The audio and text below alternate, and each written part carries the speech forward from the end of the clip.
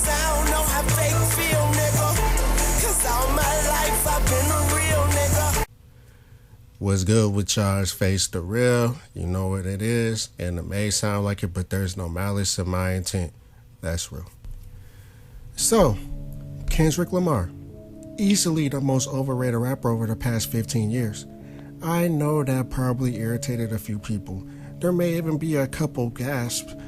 Plus, there's a high possibility some people clicked off of the video, but hear me out. Kendrick is a talented lyricist, and I do believe going off of his accolades, numbers, and presence, nobody, including myself, can deny he was a heavy force in the rap game during the 2010s. However, you can be great but still be overrated by a variety of factors. To preface, the big hip-hop discussion over the past couple months or so has been the Big Three mantra. For those of you that do not know, the Big Three is in no order: J. Cole, Drake, and Kendrick.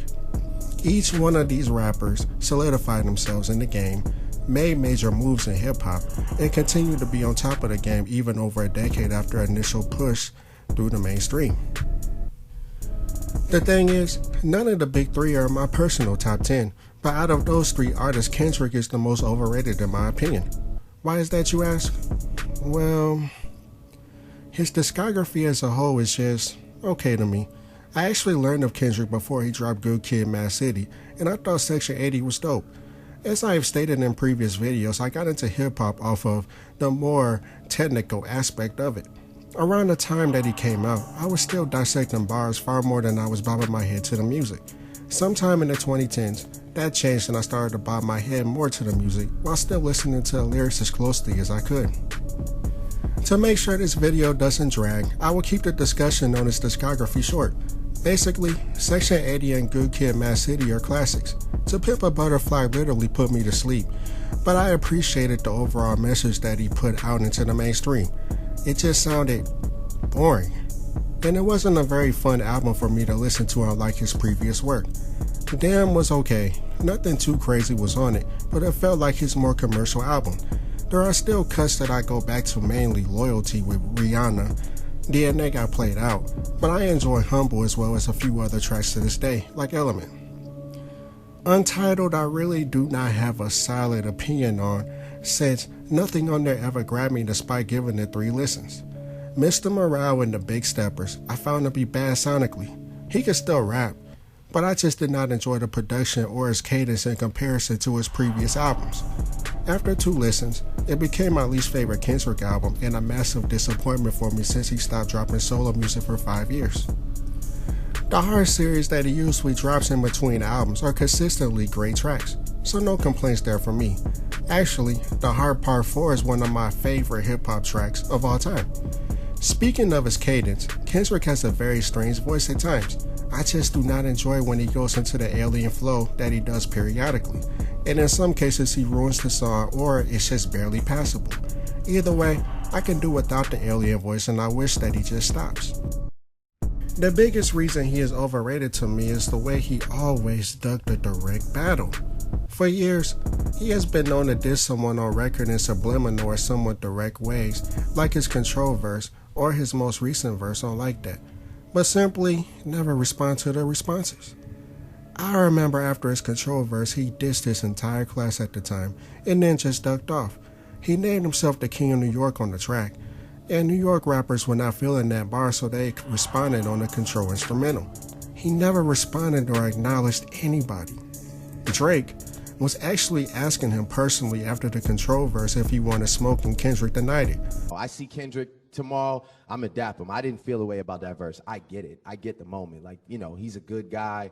And like, I know that verse had no malice behind it because I saw him 5 days later at the VMAs and it was all love. So it's like, he didn't come on there on some wild, like, yeah, I'm in New York, fuck everybody, don't look at me.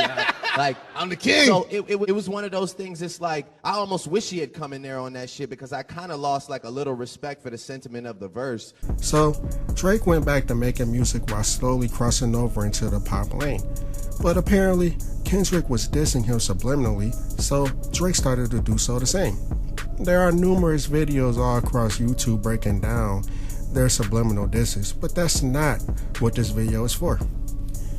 After about a decade of subliminals directed at each other on their own records or features, Kendrick decides to diss Drake and jab J. Cole just a little bit. Drake, after finishing up his tour and allowing Metro to announce his upcoming album, We Still Don't Trust You, dropped his response to Kendrick's verse on Like That, as well as other rappers that were firing shots at him.